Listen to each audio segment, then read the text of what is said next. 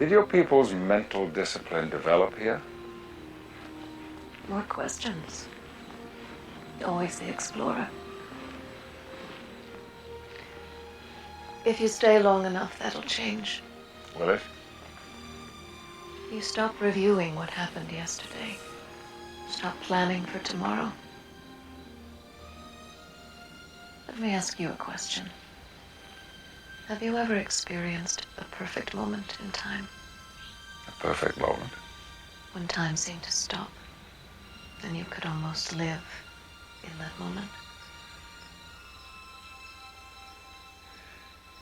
Seeing my home planet from space for the first time. Yes, exactly. Nothing more complicated than perception. You explore the universe. We've discovered that a single moment in time can be a universe in itself, full of powerful forces. Most people aren't aware enough of the now to even notice. I wish I could spare a few centuries to learn. It took us centuries to learn that it doesn't have to take centuries to learn. It's been 300 years since I've seen a bald man.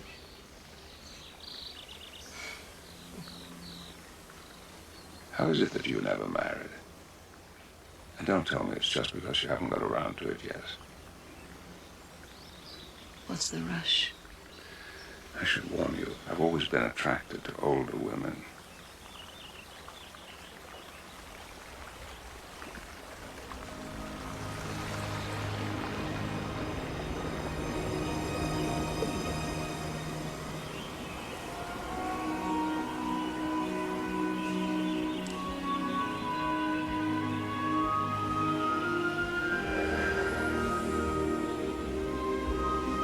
How are you doing this?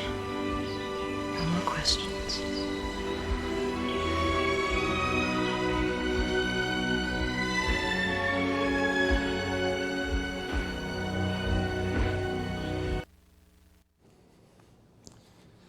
Good morning, everyone. Welcome to worship this morning. I love Star Trek. I'm just going to geek out on you this morning with that. But first of all, let's just take a minute aside here because there's lots of things going on in the world. Shelley mentioned a couple of them, Afghanistan, of course. And you know, it's not just getting our people out. It's much more than that because there are a pile of people who risk their lives to work with us, work with the United States and with the other militaries to try to make Afghanistan a better place. And many of those people are not going to get out, which means that they probably aren't going to live very long. And then there are the women who have been protected all these years.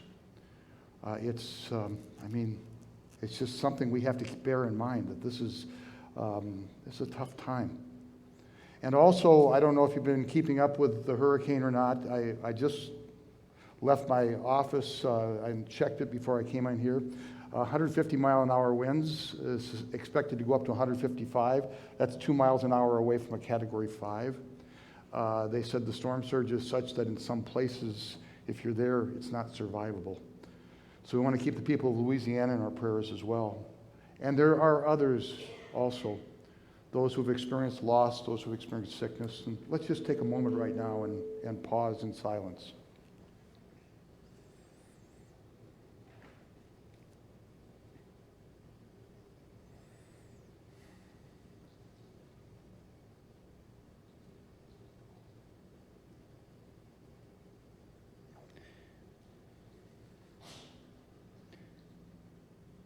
In the name of the Father, and of the Son, and of the Holy Spirit.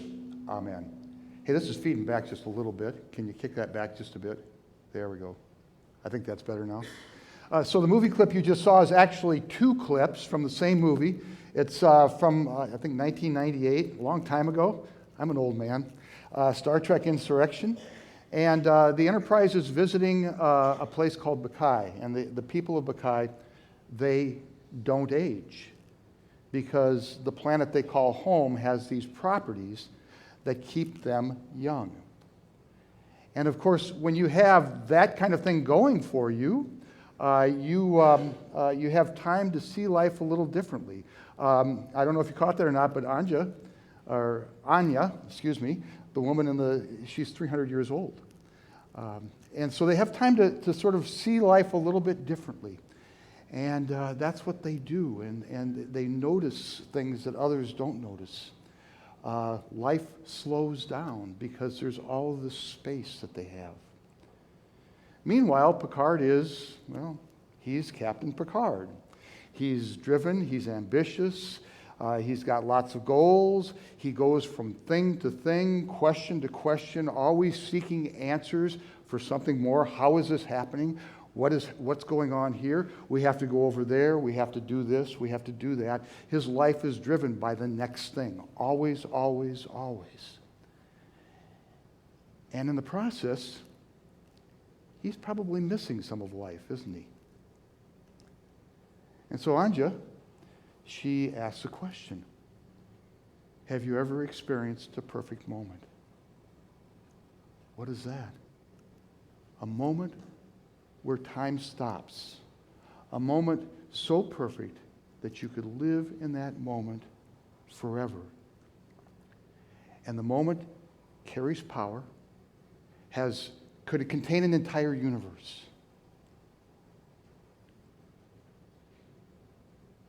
And we miss that.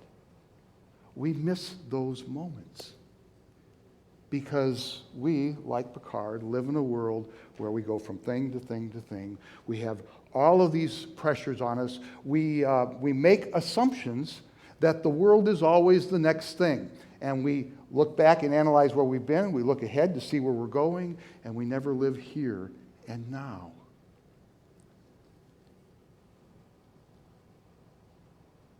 And then you saw the second part of the scene. And what does Picard do automatically? How is this happening? Shh. No questions. Just live here in this moment. Now. The simple touch of a hand was all it took. And time stopped. And it became a universe unto itself. So let me ask you, have you ever had such a moment? I can think of a few in my life. Just share one with you. It was... I was about 4 years old, maybe 5, I don't remember exactly. It was Christmas Eve, and we were doing our usual thing, which, by the way, was magic in and of itself. We would have dinner at home, and then we would go to Aunt Leva's place where all the Grinbergs got together. And this was like a crowd of about 50 people in this little house. And she laid out the Norwegian baked goods, and Uncle Al was sitting in the corner, and he was handing out dollar bills to all the kids. And Alice was at the piano, and we would sing Christmas carols. And some of the relatives had come from a distance. The Larsons had come up from Kansas City, and of course, all their kids were about my age, and we played together, and it was just absolutely amazing. And then this broke up about 10 or so, just in time for church. And we went to church at 11 o'clock for the midnight service. Now, let me I forgot to tell you something.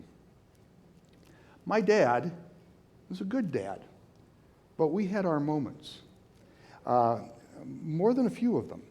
And one of them had just happened, a really big one, which I'm not going to get into. A really big one had happened just a couple of weeks ago, where we just locked horns like crazy. And I so much so, I'm a 4-year-old, I stepped out of my lane to make a point with him. And that night, we went to church, as we always did. And we got in the car. I'm 4 years old. I'm getting a little tired. And as we're driving home, which was at that time across town, they pointed out to me that Rudolph was up there. We could see his red nose, which was really just the TV tower with the light at the top. I didn't catch that. I thought it was really Rudolph and Santa. And then all of a sudden, I drifted to sleep, and I fell asleep in the back seat of the car. And the next thing I remember is that I'm draped over my father's shoulders, and he carried me into the house and gently laid me into bed. It was a perfect moment. A universe of power and grace and peace. And it made all of those things that had set the two of us apart, it just simply made them disappear. Well, let's stop for a moment and we'll hear the bells.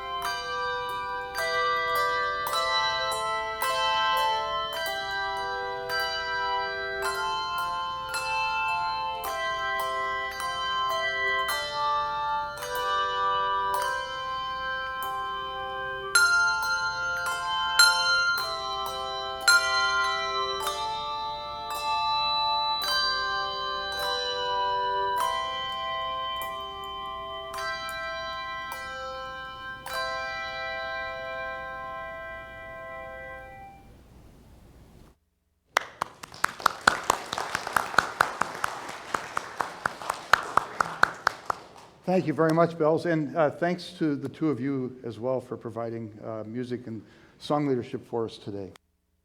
So we are in the third week of a very short sermon series on the book of Revelation. It's called Pulling Back the Veil, and which is, what the book is all about. It's the book is the apocalypse, right? Revelation, the Greek word is apocalypse, and it doesn't mean like this cataclysmic ending to the world. What it means is that there is this veil between what we think we see as reality and what is actually reality, and there's a veil in between. And the book of Revelations pulls back that veil. So we see things not as they appear, but as they are. That's what the whole book's all about. And if you remember right from previous installments, if you haven't been seeing the sermon or listening to the sermon, go on and listen to the sermon, please, the other sermons. But if you remember right, there are a pile of different ways to interpret this book. And it's, most people, they read it and they find it not only confusing because it's a lot of weird images, but they also find it frightening. Right? And so there's like 60 or 65 different ways to read the book of Revelation that we've discovered so far. And not everybody agrees, but we all agree on two things. First of all, the world's a mess. We can all agree on that, right? And everyone who reads the book of Revelations agrees on that as well. Second of all, Jesus will come again. And he's going to straighten out the mess. He's going to make all things right with himself. Okay? And he's going to do it in this world and in this time and in this place. So today, we're going to have some fun. We're going to get into the mess a little bit. All right? And I want to preface the mess by saying that all of the things that happen in the book of Revelation in terms of the evil in the world, that's not God zapping us. That's us doing it to ourselves. Okay? A couple weeks ago, I mentioned in the sermon, we talked about the cycles that take place, cycles of evil that take place in this world. And you think back about 70, 75 years, and we had something called the Holocaust, right? 6 million Jews and others were murdered. The Jews were murdered simply because they were Jews. Right? And we got to 1945 and we defeated all of that, and we said never again. Pretty soon, here comes the Khmer Rouge in Cambodia. Several million killed. And then after that was Kosovo. And then after that was Rwanda. And then after that was the ethnic cleansing of the Kurds. And on it goes. And that's just what, 75, 80 years is all of our own history? Cycle after cycle after cycle after cycle. And it's all things that we have done to ourselves. It's not God zapping us, but we have become so calcified in our ways that God just sort of lets it happen. Right? Book of Revelation just picks up on this, and there are 3 cycles of 7. There's 7 seals, there are 7 trumpets, and there's 7 bowls full of the 7 last plagues. All of that's on us. All right? I just want to take the first of them. We're not going to go through all 3 of them, but just the first of them. Shelley, would you put up the first slide, please? So we're going to look at the 7 seals, which really starts with Revelation 6. It ends with the first 4 verses of Revelation 8. But the lesson that was just read was from Revelation chapter 5, sort of the setup for all of that. And so what happens is there is a scroll that is produced. And the scroll contains God's plan of salvation. And the scroll is sealed with 7 seals. And someone has to be able to open that. But they look around, and there is no one in heaven or on earth that is worthy to open the seals until it's announced that the Lion of Judah is here. And a lamb steps forward, a lamb that has been slaughtered. Who's the lamb? Everybody? Jesus. Say it again. It's Jesus, right. And it's not just any lamb, though. It's a lamb that's been slaughtered. In other words, that's a reference to Good Friday, isn't it? And so this lamb that has been slaughtered has already been through the things that we are going through now, that the people of God were going through at the time that John writes this, right? And that's what makes him worthy. And he steps forward, and here he is. This is the one who can unlock the seals and show us God's plan of salvation. And by the way, it's not just in a scroll. It's the guy who opens it, the lamb that opens it, that is the plan of salvation. He dies for our sins. And so he starts opening the seals. And next slide, please, Shelley. He starts opening the seals. And you would think that that would be good news, right? What he's doing is seal after the first 6 seals, seal after seal after seal, is all the bad stuff that we do. Why? Because if you're going to save this world, you have to redeem us in the worst of who we are, in the bad stuff, right? So he goes there and he starts with the seals. The first 4 seals, you know as the 4 horsemen of the apocalypse. You've heard that before, right? And so the first is a white horse, and there's a rider. And the rider is wearing a crown, and he's wielding a sword, and he is going out to conquer. Sound familiar? Sounds like almost any time in our world, any place in our world, with the leaders of our world who are ambitious and wish to gather power for themselves. Well, that leads us to the second horse and the second seal. It's a red horse with a red rider. Can you guess why red? Blood. That's exactly right. And this rider is also wielding a sword. And as the first horse is conquering, the second horse takes away all peace from the world. Well, guess what happens when there's war? Here comes the third horse. And this horseman is carrying a scale. And he proclaims a day's wages for a quart of wheat. Working an entire day just simply to feed your family. And if you have any kind of family at all, it's not enough. So what's coming with this horse? First, we have ambition who wants to conquer. And that conquering takes away peace from the land. And of course, it also takes resources. And so here comes the famine. Oh, by the way, the oil is spared. You know why? Because only the rich can afford the oil. All right. And then the pale horse and pale rider. What comes after all of this? Death and destruction. A quarter of the earth will be destroyed, it says. A quarter of the earth. Some will die by famine, and some will die by the sword. And some will die because they're being persecuted. That leads us to the fifth seal. Isn't this fun, uplifting stuff? That leads us to the fifth seal, okay? And this is the seal of the souls that have been slain. They are underneath an altar. And they have been killed because they've been witnessing to Jesus. And they cry out, "How long, O Lord?" And the Lord replies by saying, giving them a white robe, and says, "Just a little while longer." And then the sixth seal. The earth falls apart. The mountains quake. The earth shakes. Everything is just going south.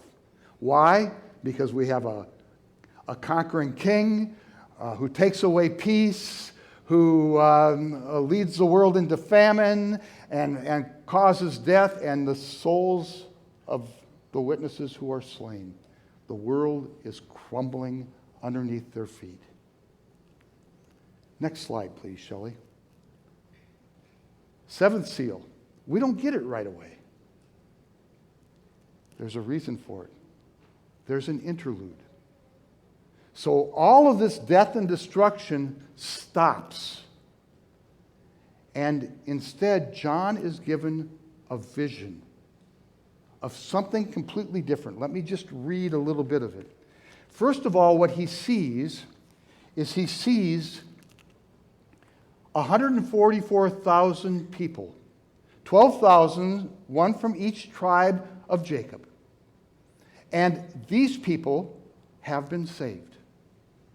And then he sees around them a great multitude, which no one can number, from every tribe and every nation. By the way, let me stop here. You've probably heard that there's going to be 144,000 in heaven and that's it. The people who tell you that have not read any further than just a certain portion of chapter 7. Because right on the heels of that, the very next verse, it says that there is this great number which no one can number from every tribe and nation, and they are wearing robes and they are holding palm branches. Okay? By the way, I've discovered something. You know, I always say that when it comes to Bible study, Google is your friend. When it comes to the book of Revelations, Google is not your friend. Because there's a lot of weird, wacky stuff that's going on. And in the book of Revelation, right, it's just strange stuff, which also leads to lots of stuff that's just, in my mind, incorrect. So I wish I could help you with that a little bit more. You probably just have to come directly to me, and I will give you all the perfect answers, okay? All right. No, I won't. But we'll work on it together. So here are all these slain, or all this multitude which no one can number. They're holding palm branches. They're wearing white robes. And let me read to you, okay? Now remember where this is set. 6 seals. The complete destruction of the earth at the hands of human beings. We are responsible for the sin and evil of this world, and it is making the world crumble. And now we have this. Listen. Then one of the elders addressed me, saying, "Who are these clothed in white robes, and from where have they come?" I said to him, "Sir, you know." He said to me, "These are they who have come out of the great tribulation. They have washed their robes and made them white in the blood of the Lamb. Therefore they are before the throne of God and serve him day and night within his temple. And he who sits upon the throne will shelter them with his presence. They shall hunger no more, neither shall they thirst any more.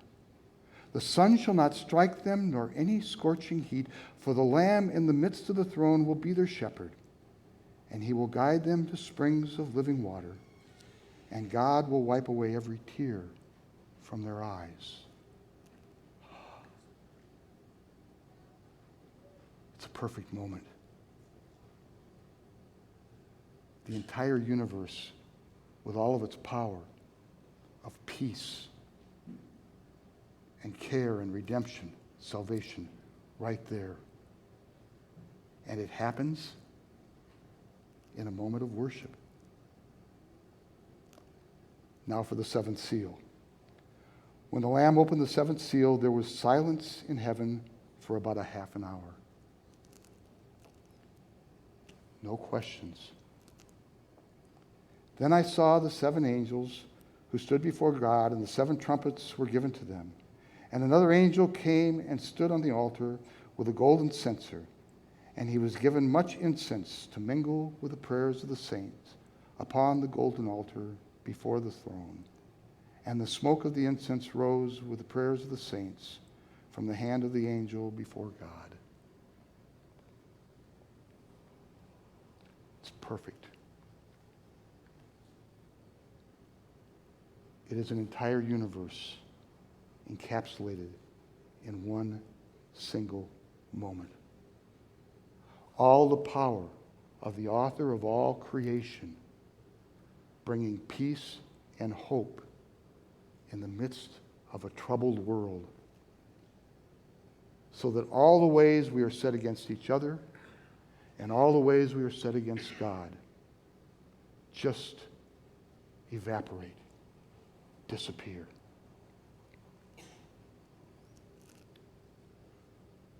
And then we go to the seven trumpets, which, guess what?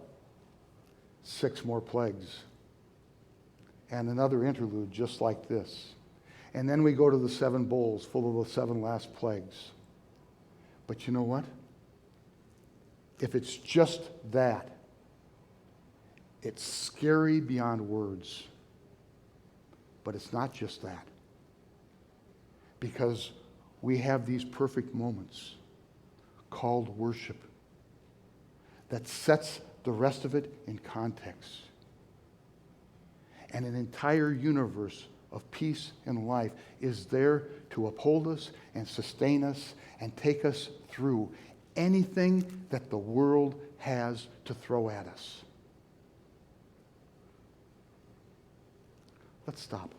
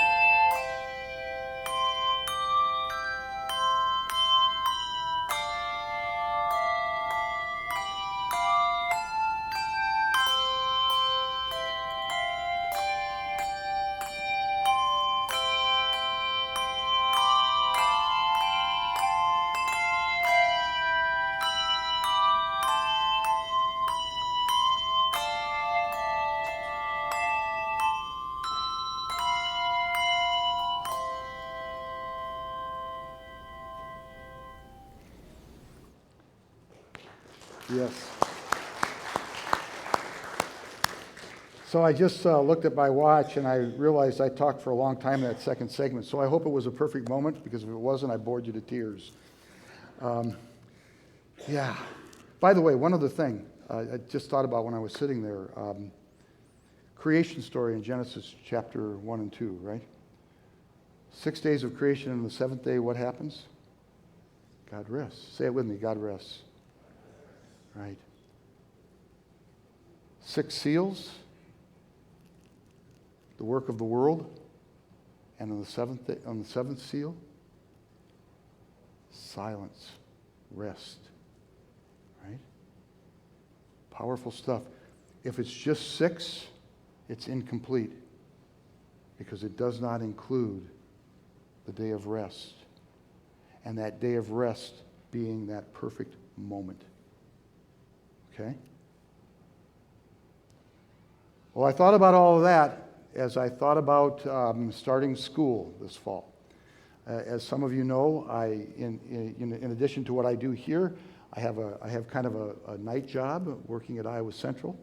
I have an online class, and I literally do it at night, very often anyway. It's when I'm done with everything else, I go online and I check my students, and we start our first week with our discussion topics. And one of the chief discussion, I teach religion, okay? One of the chief discussions that we have in that first week is, do you have a religious faith that you adhere to? And if so, what does that do for you? How does that work for you? And if not, tell me, why you get up and dress in the morning. What is it that gives your life meaning? And invariably, and this semester is no different than any other semester, I'll get a bunch of students who will say, well, yeah, I was born and raised Lutheran. And I'm going to pick on Lutherans right now, but they say other things too. And some of them will say that I'm an active member of my church and I go to church every Sunday. But the vast majority of them say, no, I've fallen away from it, or it just doesn't work for me. And the bottom line is that it's boring.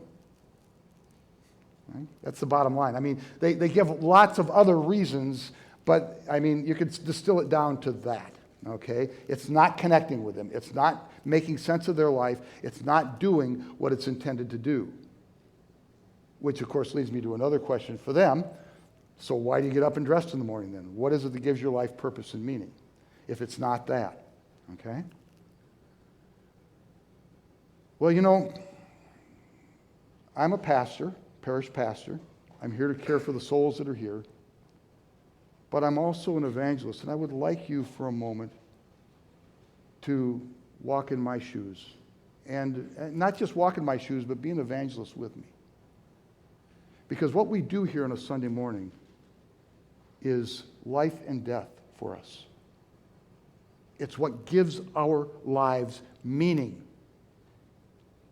And I don't know about you, but I'd walk 1,000 miles for a good worship service. And I'd walk 10,000 miles to taste the bread and the wine, the body and blood of our Lord Jesus Christ. Because it defines me. It makes me who I am. And every single worship, I wish I could say this about all worship, but every single worship, what I'm looking for is a perfect moment. A moment where time stops and the entire universe is that moment. And it defines me. And as I leave this place, or wherever it is I'm worshiping, it carries me through whatever it is I'm facing. And I suspect that's the reason you're here as well. Okay? As an evangelist, we're all evangelists, right? There are people in this world, many of them, who are simply missing what happens here. And they are filling their lives, and I'm not saying this in a judgmental way, they're finding other ways to fill their lives because what's happening here isn't connecting for them. And so they look to all the things that the world looks to, the pursuit of money, material things, education. There's nothing wrong with any of these things, but if they become your sole purpose in life, families are great, right? But if you dump your entire existence into a family, I mean, eventually, those kids are going to grow up and they're going to leave, and you're all by yourself, right? That's what happens. So as an evangelist, how do I find a way to share that perfect moment with folks who so desperately need it, but maybe don't even know that they need it? That's a question I'd like to leave with all of you. See, I love what we do here. And I will also tell you that because of that number 7 and what happens in the book of Revelation, I'm really not afraid of all the other stuff that's in there. Because God has provided a moment in which the entire universe exists. And it brings peace, and it brings hope, and it brings life. And as we go out there and we live our lives day in and day out and experience all that's against us, that moment carries us through. It defines us. It makes us who we are. It is like last week, an invisible cloak that shields us from all harm. I'm sharing that with you. I'd like to find ways to share it with others.